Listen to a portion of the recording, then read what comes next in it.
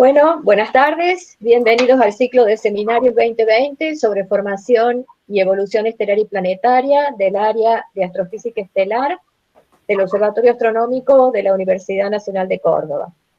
Hoy es un gran honor recibir al doctor Federico González, que nos brindará un seminario titulado Fenómenos atípicos en estrellas tempranas de secuencia principal. Esta es una breve síntesis de la carrera profesional del doctor Federico González. El doctor González obtuvo los títulos de licenciado y doctor en astronomía en la Facultad de Matemática, Astronomía, Física y Computación de la Universidad Nacional de Córdoba. Actualmente es investigador independiente de CONICET, con lugar de trabajo en el Instituto de Ciencias Astronómicas de la Tierra y del Espacio, ICATE San Juan, y profesor titular ordinario de la Facultad de Ciencias Exactas, Físicas y Naturales de la Universidad Nacional de San Juan. Además, se desempeña como vicedirector del ICATE. El doctor González posee una extensa y sólida carrera profesional. Es autor de numerosas contribuciones científicas, tanto en revistas de primer nivel como en proceedings de reuniones internacionales y nacionales.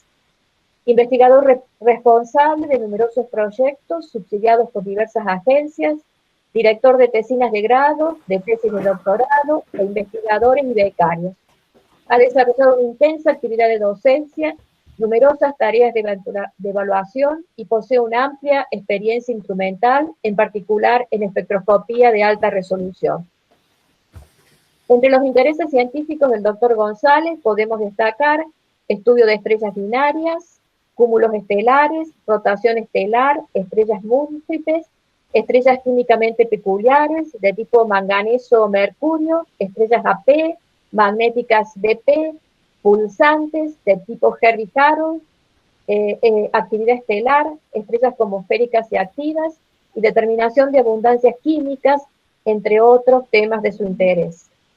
El seminario de hoy, Fenómenos atípicos en estrellas tempranas de secuencia principal, se relaciona con la vasta actividad científica llevada a cabo por el doctor González, con quien los dejo a partir de este momento. Bueno.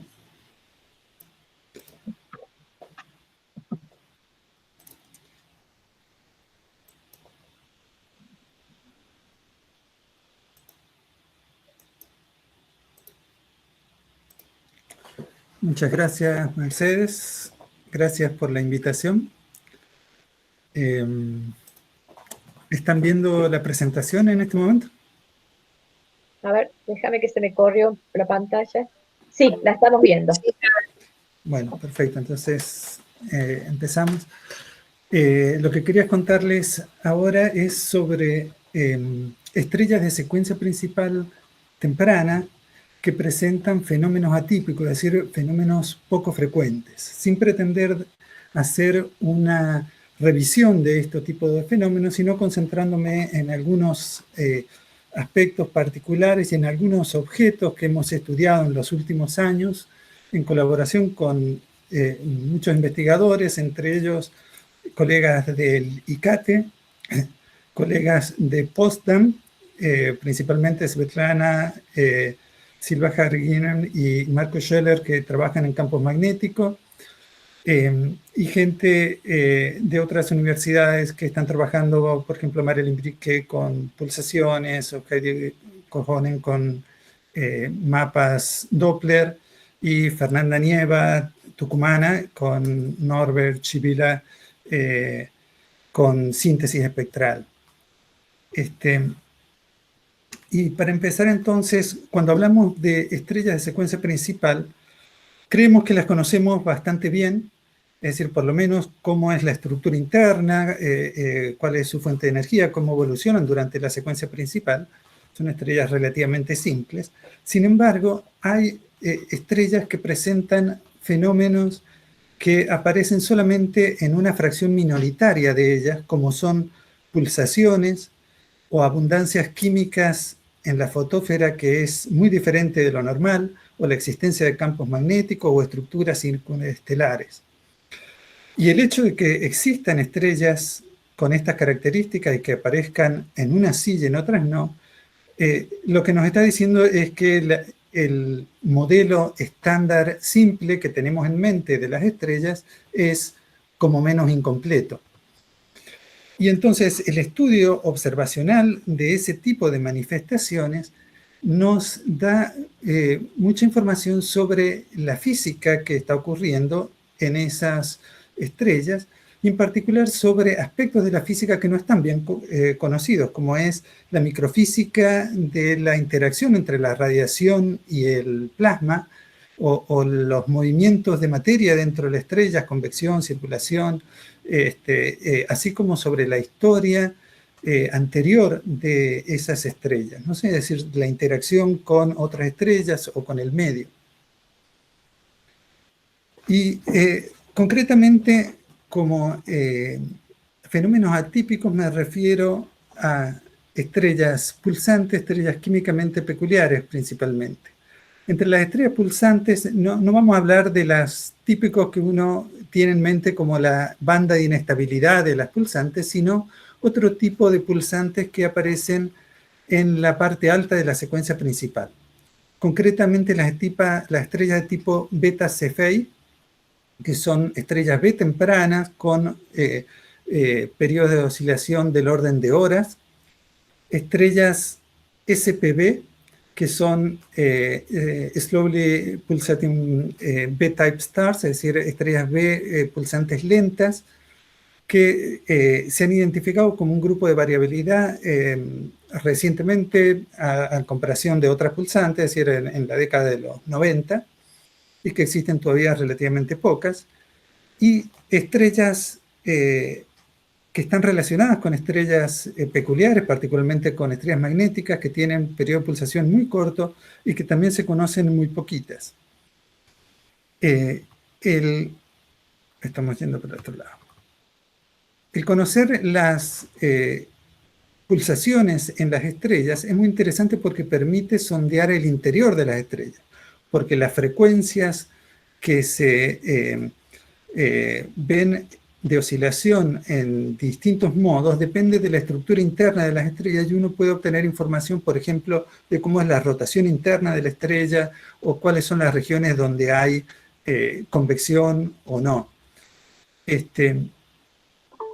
Y en general, y también sobre la interacción entre la radiación y la materia, porque los mecanismos que excitan esas pulsaciones tienen que ver con capas en donde hay picos de absorción intensa que se produce en general por zonas de ionización parcial de determinados elementos, lo que llaman mecanismos capa. Y entonces el estudiar en qué tipo de estrellas existen este tipo de pulsaciones da información sobre la física interior de la estrella. Estas pulsantes en general tienen diferentes modos, diferentes tipos de pulsaciones radiales y pulsaciones no radiales, y modos de tipo presión, es decir, que tienen que ver con oscilaciones como de sonido en el gas, y de tipo gravitatorio.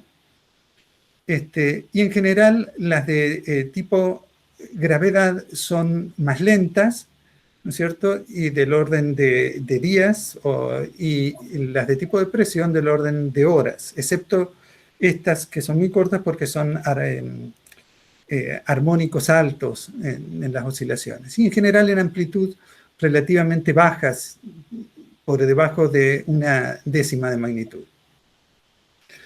Y en la misma región del diagrama HAR conviven también estrellas que tienen composiciones químicas en la fotosfera que son muy anormales. Las más calientes, las que son anómalas en helio, particularmente las ricas en helio, y hacia las estrellas B más frías empiezan dos secuencias de estrellas peculiares, una no magnética y una magnética. En la no magnética las estrellas de mercurio manganeso, y ya en las estrellas A las AM, y una secuencia de estrellas magnéticas formadas por las estrellas peculiares de silicio y estrellas de estroncio cromo-europio en las más frías. ¿Qué son estas estrellas peculiares? Simplemente que tienen abundancias que son muchos órdenes de magnitud, a veces diferentes de lo usual, y de lo que es su composición química original y su composición química interna. Es decir, es una condición meramente fotosférica. Y para que tengan una idea de los patrones químicos, esto es abundancia respecto de la abundancia solar en función del número atómico para distintos grupos de estrellas peculiares. Por ejemplo, las estrellas BP clásicas, que son las magnéticas, tienen tierras raras que están del orden de miles de veces más intensas, es decir, más abundantes que en las estrellas normales, además de otras peculiaridades como silicio y algunos otros elementos, y en general pobres en helio. Las estrellas magnéticas que tienen sobreabundancias moderadas en todos los metales, incluso en tierras raras, y las de mercurio manganeso, que son todavía más exóticas, con sobreabundancias muy grandes de mercurio, platino, de xenón, de galio, de fósforo y de manganeso, y también subabundantes en helio y otros elementos. Y la idea general aceptada, digamos, el paradigma de explicación de estas anomalías químicas es que hay ciertos elementos que se van hacia arriba y ciertos elementos que se van hacia abajo dentro de la fotosfera, de acuerdo a la competencia que existe entre la gravedad y el impulso que reciben de la radiación electromagnética.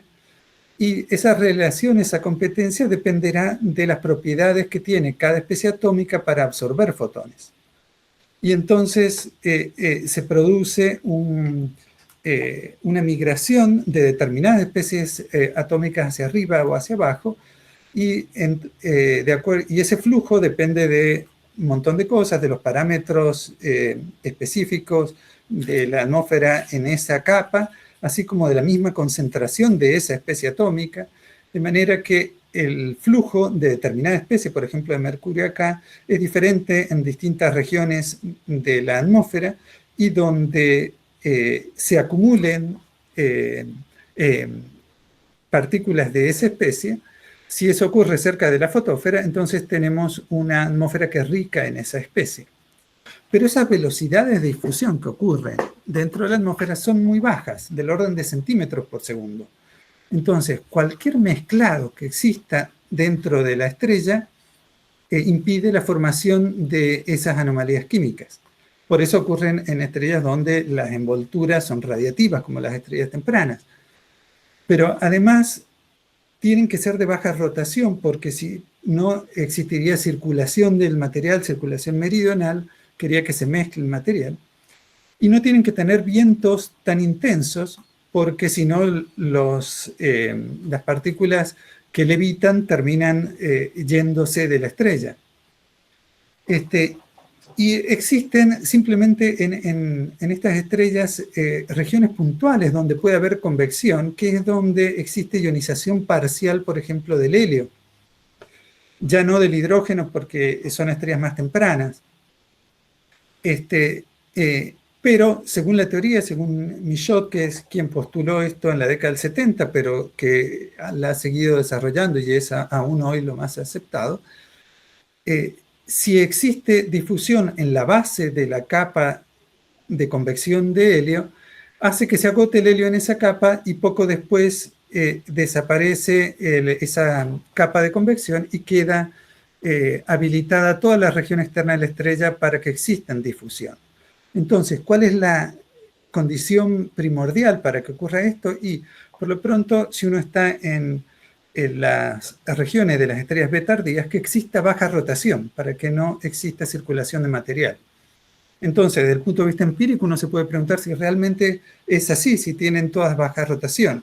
Acá vemos la distribución de velocidad rotacional proyectada, B seno de I, para estrellas normales y para estrellas de mercurio manganeso, ametálicas, y B y A peculiares clásicas, magnéticas. Y se ve claramente que todas tienen una distribución de velocidades de rotación proyectada mucho más baja que las estrellas normales.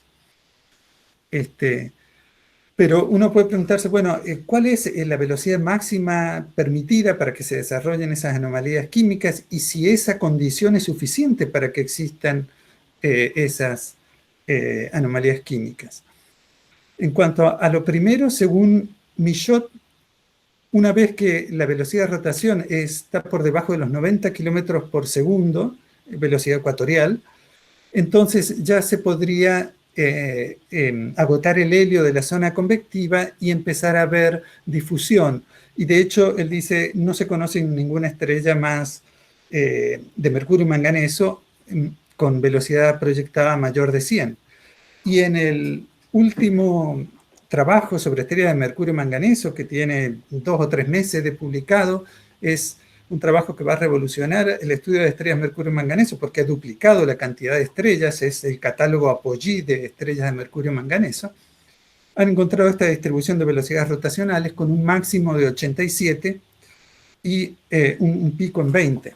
Pero todavía un trabajo más reciente que este es este, que estamos por mandar las correcciones al referee, así que en unos meses estaría saliendo, que es simplemente un trabajo mucho más modesto de detección de algunas estrellas de mercurio manganeso nuevas, pero que incluye un rotador que es mucho más, o por lo menos sensiblemente más rápido que todas las estrellas de mercurio manganeso conocidas. Y lo interesante de esto es que ha sido con observaciones nuestras y con observaciones disponibles en bases de datos públicas.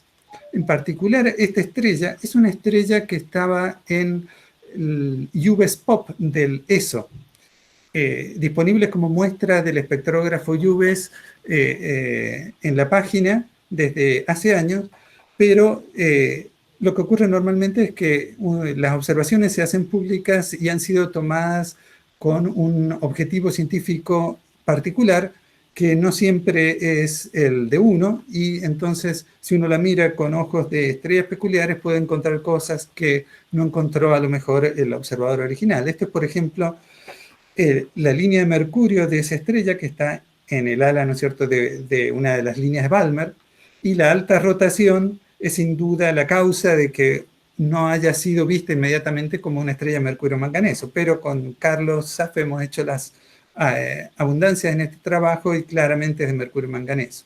Esta es una curva de luz de esta estrella de TESS y se ve claramente la oscilación con el periodo de rotación, así que incluso uno puede separar el factor de la inclinación si estima el radio en esta estrella.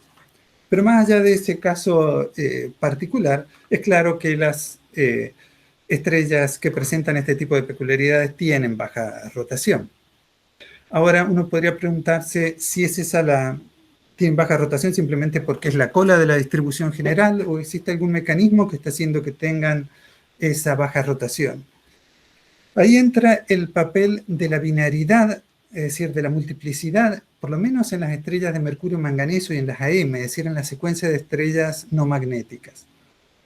Simplemente porque empíricamente están relacionadas. Uno piensa que las estrellas AM prácticamente todas son binarias y la multiplicidad en las de mercurio y manganeso es también bastante más alta de lo normal.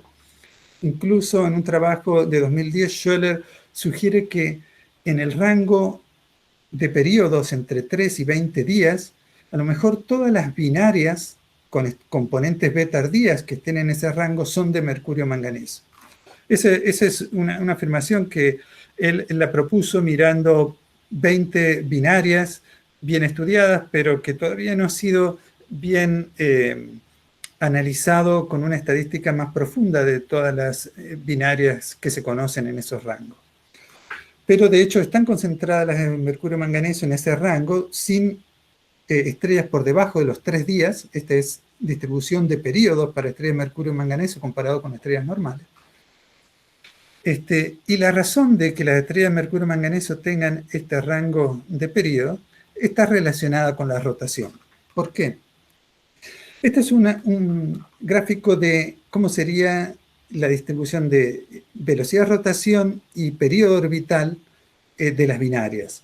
Cuando las binarias tienen periodos largos, las estrellas rotan con distintas velocidades de rotación independientemente del periodo orbital, pero en las binarias de periodo más corto, las fuerzas de marea hacen que después de cierto tiempo termine sincronizándose la rotación con la velocidad orbital, de manera que por debajo de algunos días las estrellas están solamente en esta franja, es decir, estrellas de periodos orbitales cortos rotan rápido.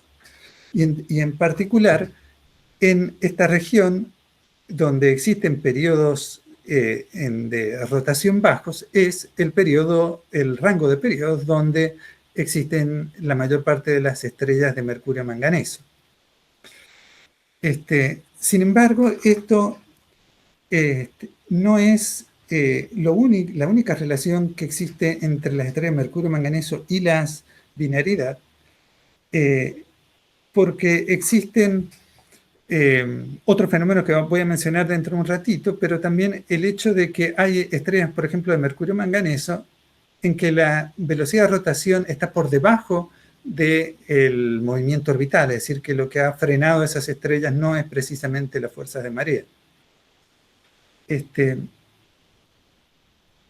Y en otros tipos de peculiaridad, por ejemplo, en las estrellas peculiares magnéticas, la relación con la binariedad no es la misma. En particular, existen muy pocas estrellas magnéticas que sean binarias en ese rango de periodos. Entonces, uno tiene que ahí nuestro escenario simplista de formación de peculiaridades químicas es diferente para el caso de las estrellas magnéticas. Uno puede pensar que ahí sí contribuye el mismo campo magnético, porque sabemos que el campo magnético restringe el movimiento de las partículas cargadas en un plasma, entonces puede favorecer o impedir la difusión en determinadas regiones de la estrella, por ejemplo. Y aparte de eso tiene manifestaciones observacionales, ¿no? Porque en un campo magnético no es simétrico, no tiene simetría esférica, entonces aparecen unas manchas químicas. Y acá hago un pequeño paréntesis para mirar del lado observacional, qué significa esto de medir campos magnéticos y detectar manchas en estrellas.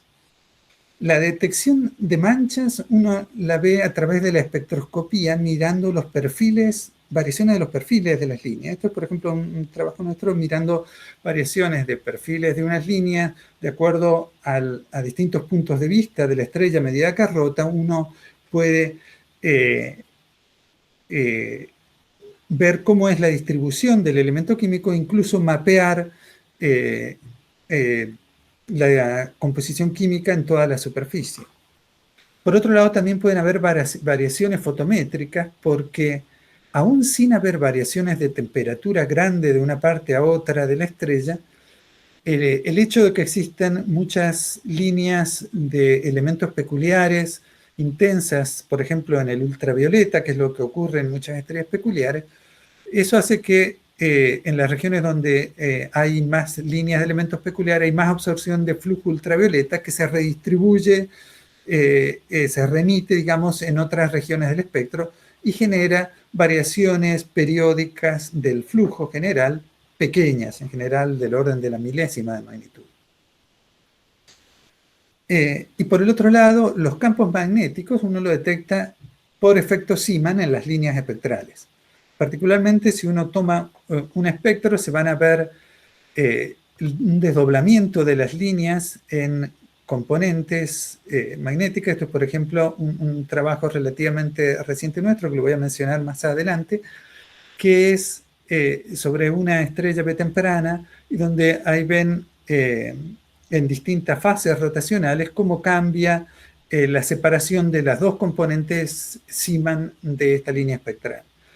Pero estas separaciones son muy chiquitas, del orden de 1 kilómetro por segundo para un campo magnético de 1 kilogauss, de manera que en estrellas que tienen rotación moderada esto es bastante difícil de usar como método para medir campos magnéticos, y lo que uno usa es luz polarizada, porque las distintas componentes sí mantienen distinta polarización. Una está polarizada circularmente a la derecha y otra a la izquierda. Entonces, cuando uno usa el parámetro de Stokes V, que es luz polarizada circularmente, aparece una de las componentes en absorción y otra en emisión, digamos. Entonces, componentes que no se alcanzan a separar en la intensidad total, sí lo hacen en la luz polarizada. Uno ve ese rasgo característico, este sería lo que uno ve cuando tiene un campo magnético de punta, digamos, uno está viendo el polo magnético. Entonces, bueno, volviendo al tema de las estrellas peculiares, teníamos unas estrellas peculiares que tienen que ver con una baja rotación que mencionamos que podría estar relacionada con la binariedad, y otras que están relacionadas con campos magnéticos y que tienen manchas, y como dos secuencias diferentes. Pero realmente no es tan así, porque un descubrimiento interesante de los últimos 20 años es que las estrellas de mercurio manganeso supuestamente no magnéticas sí tienen manchas. Descubrieron por primera vez en 2002 para la estrella Alfa Andrómeda, y después en una serie de trabajos de nuestro grupo detectamos que las 2/3 partes de las estrellas de mercurio manganeso tienen variaciones en los perfiles de las líneas. Estos son perfiles de las líneas de distintos elementos químicos, y esto es dispersión cuadrática media entre los distintos espectros tomados en diferentes momentos por la misma estrella. La mayor parte tienen variaciones de líneas espectrales, es decir, manchas químicas para distintos elementos químicos. Y más reciente todavía en estos últimos años, con el advenimiento de los relevamientos grandes de detección de tránsitos y de asterosismología, en particular asterosismología, porque han estado buscando pulsaciones en estrellas de mercurio manganeso, han encontrado las variaciones fotométricas que les hablaba relacionadas con las manchas químicas. Y de paso digo, no han encontrado hasta ahora pulsaciones en este tipo de estrellas. Y una última mención de un fenómeno interesante, de un trabajo también esto de nosotros y de otros grupos que hemos encontrado en 2 o 3 estrellas, variaciones de los patrones de mancha a lo largo de los años. Estas son distintas caras de la estrella en distintas épocas, y se ve claramente cómo esas manchas, a diferencia de lo que son las estrellas peculiares clásicas magnéticas, en las estrellas de mercurio manganeso pareciera que varían en escala de tiempo de meses o años esos tipos de manchas. Bueno, el hecho es de que simplemente el modelo paradigmático no es tan simple. Hay algo más que se nos está pasando en los modelos de estrellas de mercurio manganeso, porque uno necesita explicar por qué en determinadas regiones se producen determinados fenómenos de difusión. Y hay algunos modelos recientes que postulan que puede existir difusión en sentido horizontal en las estrellas. Y uno pensaría también que podrían existir campos magnéticos. Se ha trabajado mucho intentando detectar esos campos magnéticos y hay resultados contradictorios, pero es claro que por lo menos a escalas grandes no hay campos magnéticos intensos en las estrellas de mercurio manganeso.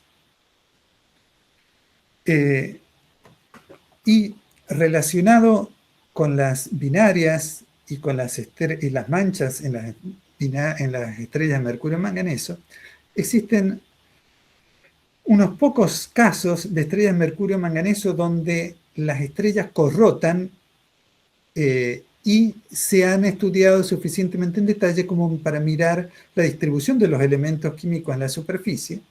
Y en todos esos casos, que son estos 8 mapas Doppler que hay para estas 3 estrellas, 2 estudiadas por nosotros, siempre las manchas químicas tienen relación con la compañera. En particular, la sobreabundancia de los elementos peculiares están en la cara opuesta a la cara que enfrenta la compañera. Entonces, sin duda, hay una influencia directa de la compañera en que exista o no esos fenómenos de difusión. Y un caso muy interesante es esta estrella HD 161701, en la que encontramos que la compañera es una estrella magnética, es decir, era una estrella de mercurio manganeso binaria, y fue la primera estrella, es la única todavía estrella que tiene una compañera magnética peculiar, AP más fría, que tiene sobreabundancia intensa de tierras raras. Y lo interesante es que en la estrella magnética, la mancha de tierras raras está mirando permanentemente a la estrella de mercurio manganeso, y el campo magnético también está orientado en esa dirección. Es decir, cuando el sistema está en conjunción, se ve el patrón típico de ver el campo de polo, y cuando está en cuadratura se ve el campo cruzado. Uno podría decir, bueno, a ver si esto ocurre en otras binarias magnéticas, pero en realidad se conocen pocas binarias magnéticas. De hecho, hasta el 2013 se conocían solo dos con periodos relativamente cortos. Voy a hablar de binarias con periodos cortos por el hecho de que son aquellas en las que hay más interacción en las componentes y pueden estar sincronizadas, ¿no es cierto?, con la rotación. Y en los últimos años se han sumado varias más, entre ellas esta que les mencioné recién, y en la mayor parte de esos casos la compañera de la estrella peculiar es una estrella AM. Este es el único caso en que es una estrella de mercurio manganeso. Y además de ese caso que tiene interés por lo que les mencioné, estas otras dos son interesantes porque son las dos primeras eclipsantes que hay. Es decir, miren que son descubrimientos bastante recientes y no hay más de estas binarias que tienen componentes magnéticas. Así que no hay demasiado para hacer estadística, y solamente 3 de estos sistemas han sido estudiados suficientemente bien como para tener la orientación del campo magnético. Esta que les mencioné recién, una que ha sido descubierta el año pasado, y esta que, a pesar de que es excéntrica, está corrotando. Y en ese trabajo, Folsom y colaboradores del 2013 muestran también que la orientación del campo magnético es la misma que que el sistema que habíamos estudiado nosotros. Es decir, el polo magnético tiene el campo magnético tiene el polo positivo apuntando hacia la compañera. En las 3 estrellas está la misma configuración del campo magnético. Aquí, por ejemplo, les muestro, estos son espectros en luz total, y estos en el Stokes B, luz polarizada circularmente. Este sería el movimiento de la primaria, este es el de la secundaria magnética. Perdón, la primaria es magnética acá. Este es el rasgo del patrón Zeeman para el trabajo de Folsom y para el trabajo nuestro, y he unido con flechas los que corresponden a la misma fase orbital, y como ven ustedes, el patrón Zeeman es exactamente el mismo en las mismas fases. Es como que el campo magnético está orientado de la misma manera. Uno podría irse también a estrellas magnéticas más tempranas, porque estas son estrellas B tardías las que hemos visto hasta ahora, pero hay algunas estrellas binarias magnéticas más tempranas, no muchas más. Hay 4 estrellas B tempranas que tienen campos magnéticos detectados. Estos hasta hace un par de años, y más recientemente en una serie de trabajos de Schultz relacionados con su tesis doctoral, detectó varios sistemas más, pero detectó que una de ellas, NU Orionis, que se creía una binaria de corto periodo magnética, es en realidad un sistema triple, y la magnética es la terciaria, así que esa no sería una binaria de corto periodo. Así que en este momento tenemos 5 binarias más magnéticas, estas ahora más tempranas, que uno podría analizar, pero en realidad en la primaria no es En la primera, que es la estrella de Plaskett, no es clara la configuración magnética. Estas no están sincronizadas.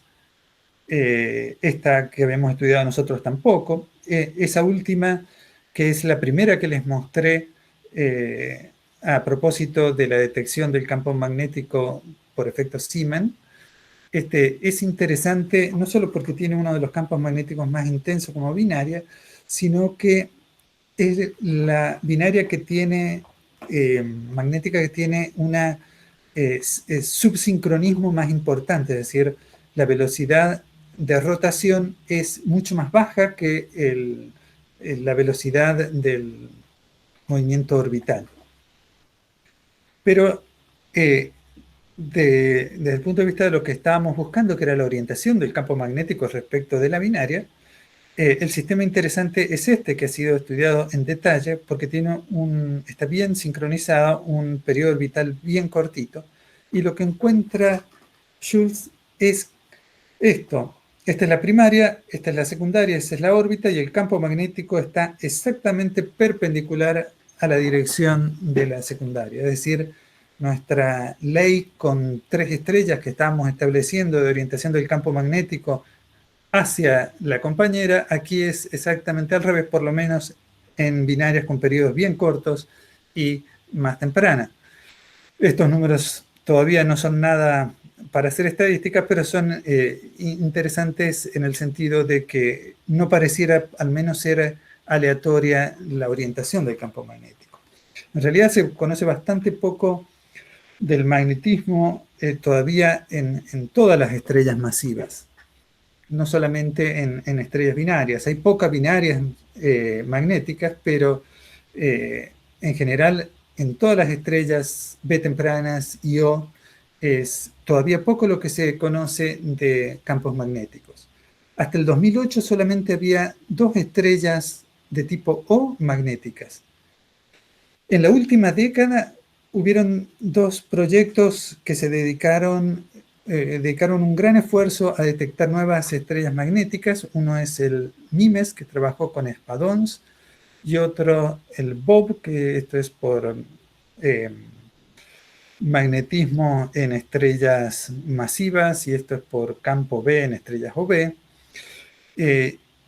Y en este proyecto, que trabajó principalmente con instrumental del ESO, ese en el cual participé yo, y están varios de los colaboradores que les mencioné al comienzo. Cada uno de estos proyectos analizó como 100 estrellas OB, con bastante poca superposición entre las 2 muestras, y como resultado se encontró que más o menos el 6-7% de las estrellas tempranas son magnéticas, lo que significa que después de 5 o 7 años y 10 papers de cada grupo, se han encontrado alrededor de una docena de estrellas O magnéticas, a un poco menos. Y el conjunto de estrellas es bastante heterogéneo. Hay estrellas que son pulsantes y otras que no. Hay estrellas químicamente peculiares, ricas en helio, y otras que son normales. Y hay estrellas de baja rotación, pero estrellas también de alta rotación que son magnéticas entre esas estrellas tempranas. Y desde el punto de vista teórico, en general, se acepta que por lo menos en la mayor parte de los casos, el origen del campo magnético en las estrellas tempranas, a diferencia de las estrellas de tipo solar, es fósil, es decir, es reliquia del campo magnético original de las etapas de formación. Es decir, que durante la evolución de la estrella en la secuencia principal se mantiene más o menos inalterado.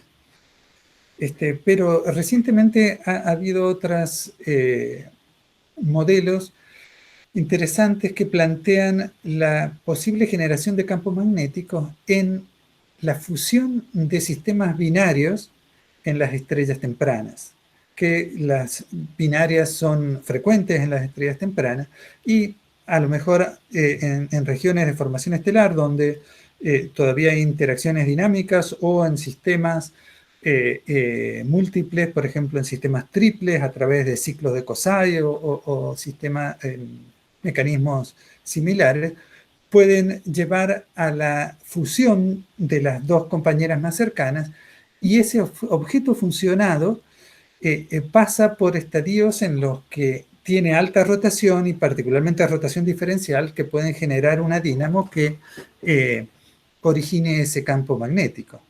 Y tiene predicciones interesantes como el hecho de que pueda haber una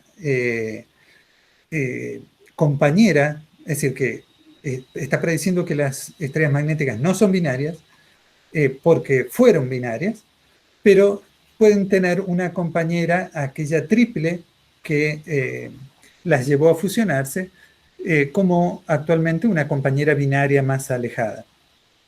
Después hay toda otra problemática muy interesante en las estrellas tempranas respecto de la estructura circunestelar que se genera por los vientos que quedan atrapados en las magnetósferas de las estrellas, pero es un tema que no voy a tocar en este momento. Les voy a mencionar un par de trabajos más. Uno sobre, que es uno de los papers el grupo Bob de estudio de magnetismo en estrellas masivas. Este último trabajo, que es sobre una de las estrellas de la múltiple central de la nebulosa trífida, que fue particularmente uno de los primeros objetos donde detectamos magnetismo, pero que estudiamos más detalladamente hacia el final del proyecto.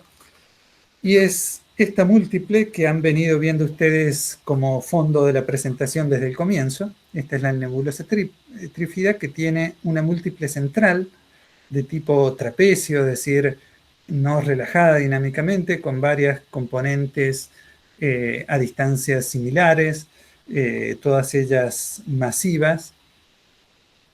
Y esta es una imagen del telescopio espacial.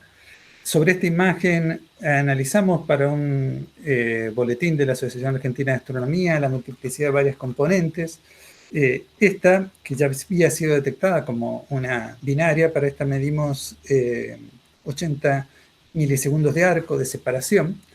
Y esta es la única para la que el proyecto Bob detectó campos magnéticos intensos.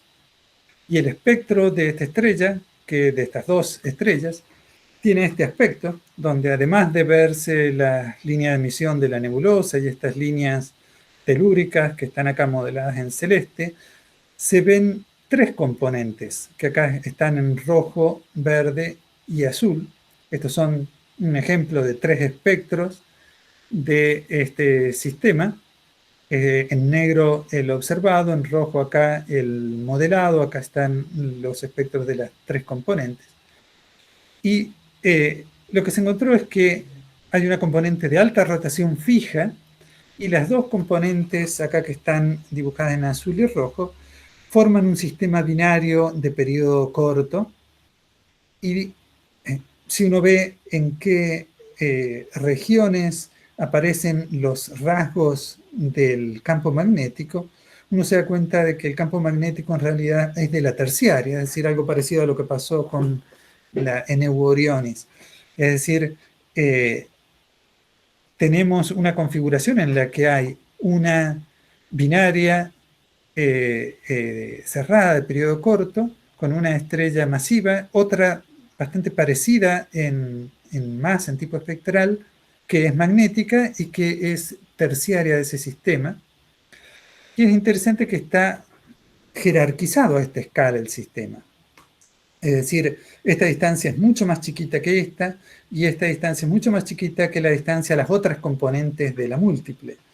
Entonces, el hecho de que esté jerarquizado quiere decir que ha evolucionado dinámicamente, y uno puede pensar que quizás podría haber habido acá una binaria que terminó siendo una estrella simple magnética. Y el último ejemplo que quiero mostrarle es una estrella muy particular porque reúne un poco todos estos fenómenos de los que hemos estado hablando, porque es una estrella binaria temprana, masiva, que es rica en helio, pero que además es magnética y es pulsante de tipo beta Cephei. Esta estrella la estudiamos con una gran cantidad de observaciones, la mayor parte de espectros de campañas específicas para estudio de pulsaciones, y obtuvimos varios cientos de espectros con Coralí. Este es un gráfico de la velocidad radial en función del tiempo, y cuando uno hace el análisis de frecuencias de estas observaciones, se ve claramente una oscilación con un periodo de 2 horas, es decir, claramente es pulsación, pero además uno ve acá una variación de largo periodo que está relacionada con un movimiento orbital de la estrella. Si uno resta esas dos variaciones, se queda con estos residuos, pero si uno los analiza, encuentra otro periodo, ahora un poco más de 2 horas, donde se ve claramente una curva de velocidad para esa oscilación, de manera que tiene por lo menos 2 periodos de pulsación, además de un periodo orbital, y un par de años antes había sido estudiado el campo magnético por Silva Hervinin de Potsdam, y había encontrado un periodo de 23.4 días y un campo magnético bastante intenso y que mantiene siempre la misma polaridad. Es negativo siempre, es decir, como que está vista casi de polo a la estrella, y el campo magnético que vemos es siempre el mismo. De manera que este es el ajuste de las velocidades radiales de la estrella, y en función de la fase pulsacional, según el modo principal, en un comienzo presumiblemente era radial, el segundo modo pulsacional, la velocidad orbital, y una variación eventualmente con el periodo rotacional, en el caso de que hubiera manchas químicas, pero son bastante marginales las variaciones que uno ve ahí. Y Fernanda Nieva y Norbert Chivila hicieron un análisis de síntesis espectral completo de esta estrella, encontraron una abundancia extremadamente inusual, muy rica en helio, que si uno lo ve en fracción de masa, tiene esta relación, ¿no es cierto? Esto para el Sol, lo típico, 75% de helio, 25 de hidrógeno, 25 de helio y poquito de metales, y esta es la composición química de esta estrella, con un 85% de la masa de la fotósfera, que es helio, y poquitos metales porque escalan más o menos con el hidrógeno, así que hay muy pocos metales.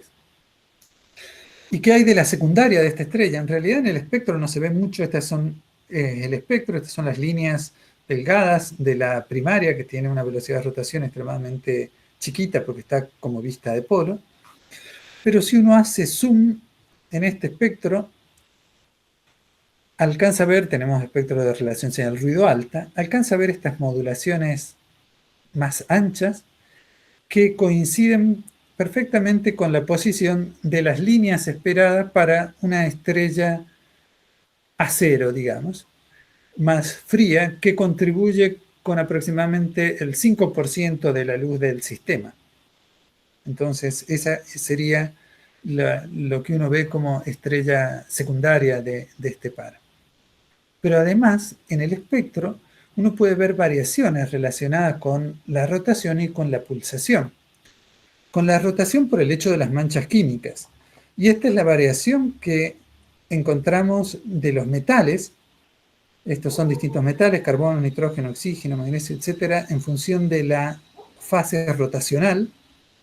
Y esto para el helio. Y se ve claramente que todos los metales con distinta amplitud están como en fase y a contrafase del helio. Y comparando con el campo magnético, se deduce que el helio está en el polo magnético y los metales en latitudes bajas, ¿no es cierto? En un cinturón ecuatorial, en principio. Y además de eso, alcanzamos a ver variaciones con el periodo pulsacional, es decir, de corto periodo, en variaciones de una hora a otra. ¿Y por qué es esto? Y porque hay variaciones de temperatura durante el ciclo pulsacional. Esto, por ejemplo, como varían líneas de un mismo elemento, distintos estados de ionización, y uno ve en la puntita como en determinada fase del ciclo un ion es más intenso que el otro y al revés. Y analizando una gran cantidad de líneas en todos estos espectros, obtuvimos un valor para la amplitud de la variación de la temperatura durante el ciclo pulsacional, que es del orden de 100 grados Kelvin. Además de esa variación, uno integrando la curva de velocidad radial puede saber la variación del radio durante el ciclo de pulsación. Y analizando la fotometría, la única fotometría disponible para esta estrella en ese entonces es un trabajo del año pasado, principio del año pasado, lo mandamos en enero a publicar. La única fotometría disponible era la fotometría de Parcos, pero se alcanza a ver con el periodo pulsacional esa variación. Si lo hubiéramos hecho este año el trabajo, hubiéramos tenido la fotometría de TESS, que es esta, para la misma estrella. Me fijé la semana pasada a ver cómo hubiera sido. Esto no es una línea, sino son puntos chiquititos, todos juntos. Pero más allá de eso, el hecho es que las variaciones de temperatura, radio y flujo tienen que estar relacionadas por esta fórmula, ¿no es cierto? Luminosidad es radio al cuadrado por temperatura a la cuarta. De manera que uno puede chequear si esto se corresponde con esto, y lo que encontramos es que no se corresponde.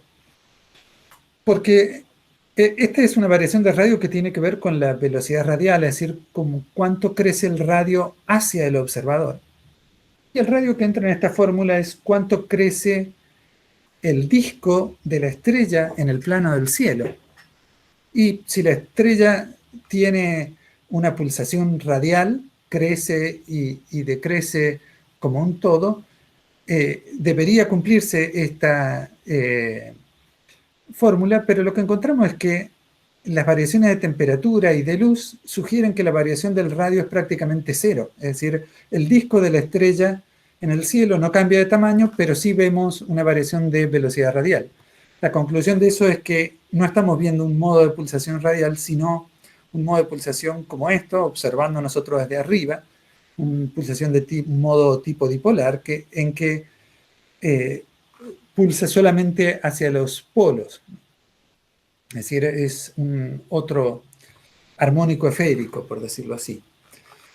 Y respecto al segundo periodo de pulsación, un análisis más detallado hecho por Marilyn Briquet sobre los momentos estadísticos del perfil de la línea, encontró que el segundo modo de pulsación debería estar relacionado con alguno de estos dos modos de pulsación, que vistos desde polo son muy parecidos entre sí.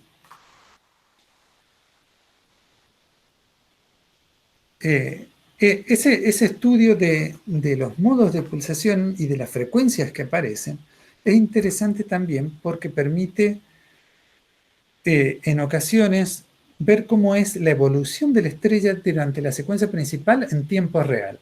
¿Por qué es esto? Porque sabemos que los periodos de pulsación tienen que ver con la densidad de la estrella. Entonces, si somos capaces de ver variaciones en las frecuencias de oscilación, esos corresponden a variaciones de la densidad de la estrella en promedio. Uno tiene que medir con precisión porque durante la secuencia principal las estrellas van cambiando lentamente y cambian más o menos 10 a la menos 7%, ¿no es cierto?, 10 a la menos 5% en cada año.